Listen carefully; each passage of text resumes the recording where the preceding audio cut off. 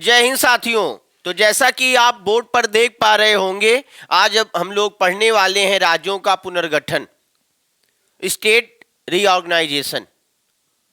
तो जब देश आजाद हुआ तो हमारे देश में 14 स्टेट्स थे, 14 राज्य थे। स्वतंत्र भारत का पहला राज्य बना आंध्र प्रदेश।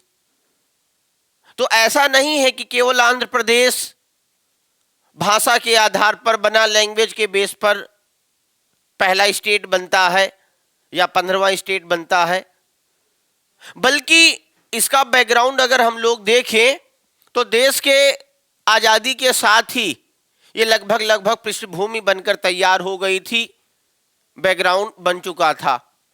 और आप जानते हैं भारत विविधताओं का देश है। India is a country of diversity. बहुत सारी भाषाएं, उपभाषाएं, बोली भारत में बोली जाती हैं, पाई जाती हैं। और कहीं ना कहीं यही राज्यों के विभाजन का एक मुख्य कारण बना। आप देखोगे ये बहुत सारे राज्य, अलग अलग राज्य देख पा रहे होंगे। इन राज्यों में बहुत सारे राज्यों का अस्तित्व, एक्सिस्टेंस ही भाषा के आधार पर हुआ। भाषा के आधार पर मोस्टली राज्यों का उदय हुआ। बहुत सारे बेस हैं, रीजन हैं, लेकिन सबसे प्राइमरी आप देखिएगा लगभग राज्यों में भाषा प्रमुख रही। जो नए राज्यों का अस्तित्व में जो नए राज्य आए, नए राज्यों का जो पुनर्गठन हुआ, राज्यों का विभाजन हुआ, उनमें भाषा मेन है। अब आप देखोगे एक बड़े नेता का नाम जल्दी लोगों को याद ही नहीं होता। जब आप एनसीईआरटी पढ़ेंगे, इंडिया आफ्टर इंडिपेंडेंस, आज़ादी के बाद का भारत, तब एक पिक्चर आप देखते हैं, वो बहुत इंपॉर्टेंट पिक्चर है, जिनका आंध्र प्रदेश बनाने में बहुत बड़ा रोल था। तेलुगु नेता थे पोट्टी श्रीरामुलु। नाम याद हो जाएगा, पोट्टी श्रीरामुलु। बचपन में बहुत करते होंगे, घर वालों ने नाम ही रख दिया पोट्टी, आगे श्रीरामुलु। तो याद रखना। ये देख पा रहे होंगे, ये तमिलनाडु है। पहले तमिलनाडु में आंध्र प्रदेश भी शामिल था, आंध्र प्रदेश भी शामिल था, राइट, आंध्र प्रदेश भी शामिल था। तेलंगाना भी शामिल था, ये तेलंगाना भी शामिल था। ये तीनों स्टेट एक ही थे।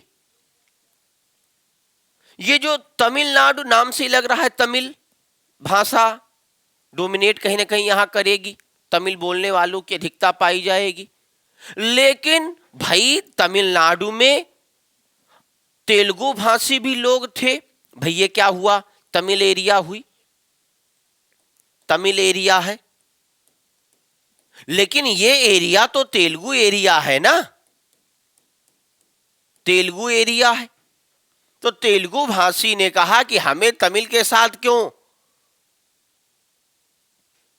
इन्वॉल्व किए हो, हम पर तमिल क्यों थोप रहे हो, हमारा एक अपना बड़ा रीजन है, क्षेत्र है, तो हमें इस क्षेत्र से अलग करो, हमारा अपना स्वतंत्र क्षेत्र होना चाहिए, अपनी खुद की आइडेंटिटी होनी चाहिए, हमारी अपनी पहचान होनी चाहिए, हमारी अपनी भाषा होनी चाहिए। हमारे क्षेत्र में तमिल हम पर क्यों डोमिनेट करेंगे, उनका क्यों एकाधिकार होगा। तो बात तो जायज थी, लेकिन कहाँ इतनी जल्दी सुनी जानी थी, भावनाएं समझे। आंदोलन आंदोलन आंदोलन पर आंदोलन, तारीख पे तारीख। और फिर जब इन तेलुगु भाषी नेताओं को लगा हमारी बात अब ऐसे नहीं सुनी जाएगी, तो गांधी जी के रास्ते पर चल दिए और पोट्टी श्रीरामुलु के नेतृत्व में लोग हंगर स्ट्राइक करने लगे, भूख हड़ताल शुरू कर दिए। 56 दिन तक भूख हड़ताल किए, मामला खत्म। पोट्टी श्रीरामुलु जो तेलुगु नेता थे, उनकी डेथ हो गई। और डेथ होने के बाद तो ऐसा भूचाल आया, ऐसा जलजला उठा कि नेहरू जी की सरकार थी, कांग्रेस की सरकार थी, नई नई अभी हमें आज़ादी मिली थी, 5 साल हमें आज़ादी के हुए थे और इस विद्रोह को हम एवॉइड नहीं कर सकते थे, नज़रअंदाज नहीं कर सकते थे, इन लोगों की मांग को नज़रअंदाज नहीं कर सकते थे। और इतना बड़ा बलिदान होने के बाद तो कहीं ना कहीं उग्र आंदोलन रूप ले सकता था, उग्र हो सकता था आंदोलन।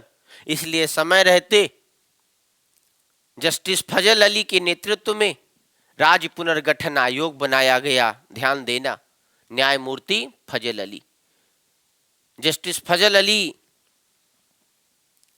की अध्यक्षता में एक आयोग बना जो ये देखेगा कि भाई नया राज्य बनना चाहिए नहीं बनना चाहिए।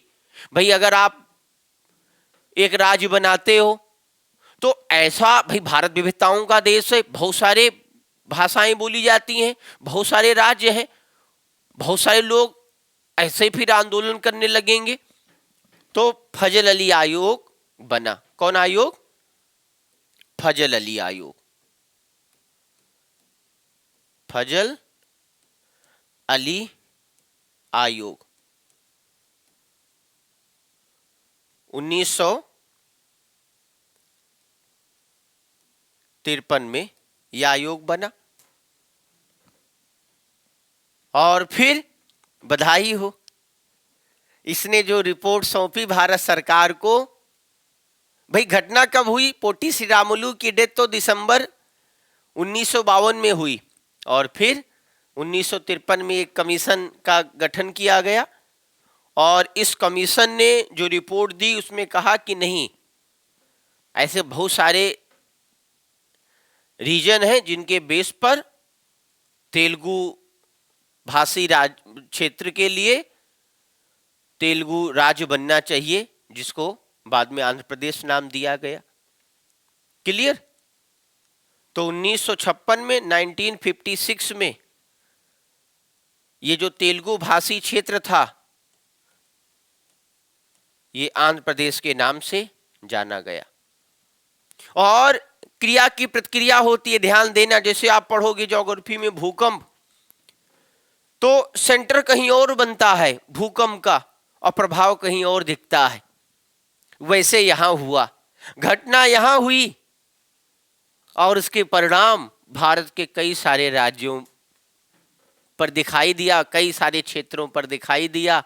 और फिर आप देख पा रहे होंगे राज्यों के बनने का सिलसिला जो शुरू हुआ वो थमने का नाम नहीं लिया। अभी ऐसे कई सारे राज्य हैं जहां अलग अलग राज्यों की मांग हो रही है। त्रिपुरा से भी अभी आप देखिए, जल्दी में त्रिपुरा विधानसभा चुनाव हुए ना, यहां भी देखिए एक नई पार्टी आई और 13 विधानसभा सीटें उसने प्राप्त करी। उसकी भी डिमांड है कि त्रिपुरा के जो ट्राइब्स एरिया हैं उनको अलग राज्य का दर्जा दीजिए। नागालैंड में देखिए आप, अलग राज्य की मांग होती है। आसाम में अलग राज्य की मांग होती है। यूपी में तो कई सालों से अलग राज्य की मांग हो रही है। भाई यूपी अपने आप में तो एक देश है, समझिए। तो ऐसे कई राज्य हैं जहां पर अलग राज्यों की मांग होती है। एमपी में भी अलग राज्य की मांग होती है। तो अंतिम बार अगर देखा जाए तो आपको पता होगा, हम अगर इस इतिहास को देखें तो तमिलनाडु से आंध्र प्रदेश कटा और आंध्र प्रदेश से तेलंगाना बना। तेलंगाना 2 जून 2014 को अस्तित्व में आता है। केसी राव यहां के मुख्यमंत्री हैं ना। और आपको पता होगा ऐसे ही महाराष्ट्र से गुजरात का पार्टीशन हुआ। गुजरात महाराष्ट्र में विभाजन हुआ भाषा के आधार पर। एक जगह गुजराती बोली जा रही, एक जगह मराठी। इसी तरह आप देखोगे पंजाब और हरियाणा में पार्टीशन होगा। एक जगह पंजाबी बोली जाएगी, एक जगह हिंदी डोमिनेटेड एरिया होगी। इसी तरीके से भारत के कई सारे राज्यों में भाषा के आधार पर विभाजन का सिलसिला या नए राज्यों के अस्तित्व का सिलसिला शुरू हुआ। बैकग्राउंड या बेस यहीं पर था। अब कौन सा राज्य कब बना ये आपको याद रखना पड़ेगा, और फिर किस राज्य से कटकर अलग होकर उस नए राज्य का गठन होता है ये भी आपको याद रखना पड़ेगा। आप ज्यादा कंफ्यूज कहाँ होते हैं, यहां पर कंफ्यूज हो जाते हैं। ये जो सेवन सिस्टर्स है, ये क्या है भाई, ये तो बांग्लादेश है। बांग्लादेश अपना राज्य नहीं है, बांग्लादेश एक स्वतंत्र देश है। बांग्लादेश कब बना तो आप जानते हैं, बांग्लादेश पहले पूर्वी पाकिस्तान के नाम से जाना जाता था।